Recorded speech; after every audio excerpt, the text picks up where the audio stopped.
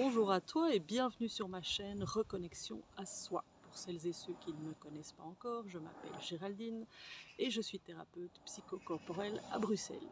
J'utilise entre autres la numérologie et le soin énergétique dans les accompagnements individuels et je développe petit à petit l'accompagnement de groupe, ce dont j'avais l'habitude dans ma première vie vu que j'étais institutrice primaire et directrice d'école. Alors si ce n'est pas encore fait, je t'invite à t'abonner à ma chaîne car c'est cela qui aide à sa visibilité et peut alors aider, soutenir d'autres personnes.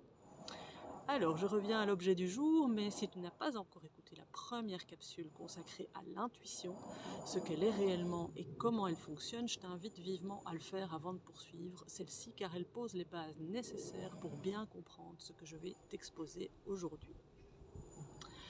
Dans cette seconde capsule sur l'intuition, je te propose 6 pistes simples et concrètes pour développer et affiner ton intuition. Ce n'est ni magique ni ésotérique, il s'agit simplement de réapprendre à prêter attention à ce qui bien souvent te traverse sans que tu y sois vraiment attentif. Premièrement, fais le silence à l'intérieur de toi.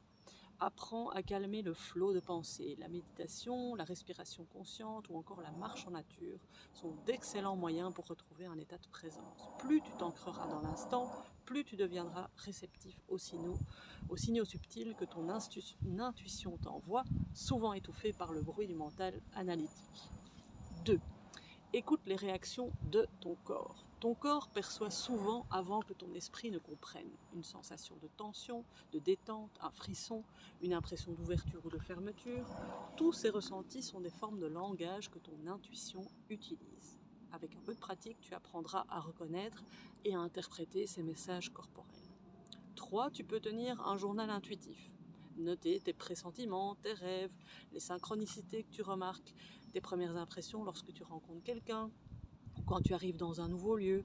Et reviens-y plus tard pour voir si tes intuitions étaient justes. Cela nourrit la confiance en toi et affine ta sensibilité intuitive avec le temps. 4. Fais confiance à ta première impression. L'intuition, elle se manifeste souvent de manière très brève et silencieuse, avant que le mental ne prenne le relais.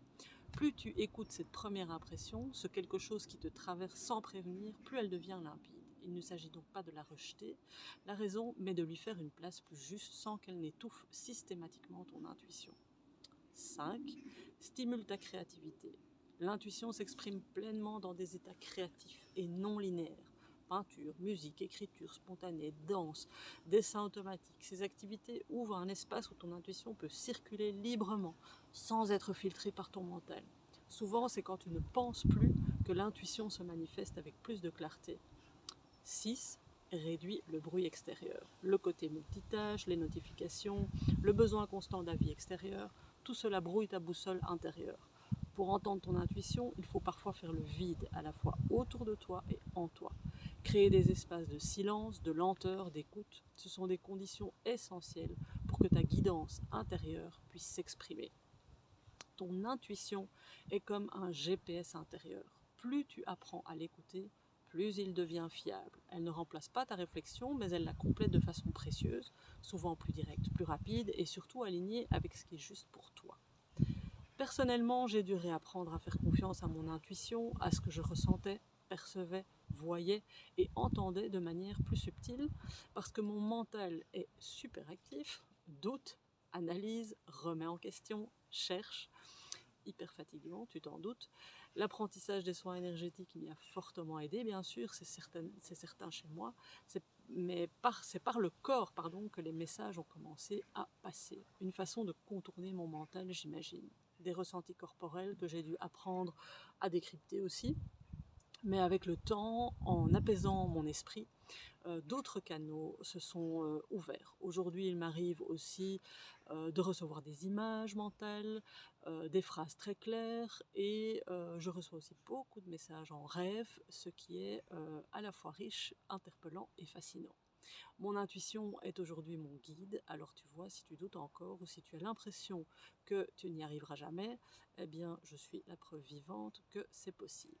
Donne-toi le temps, de l'espace, sois aussi dans tes ressentis et moins dans ta tête, et puis fais confiance, teste, expérimente, ose.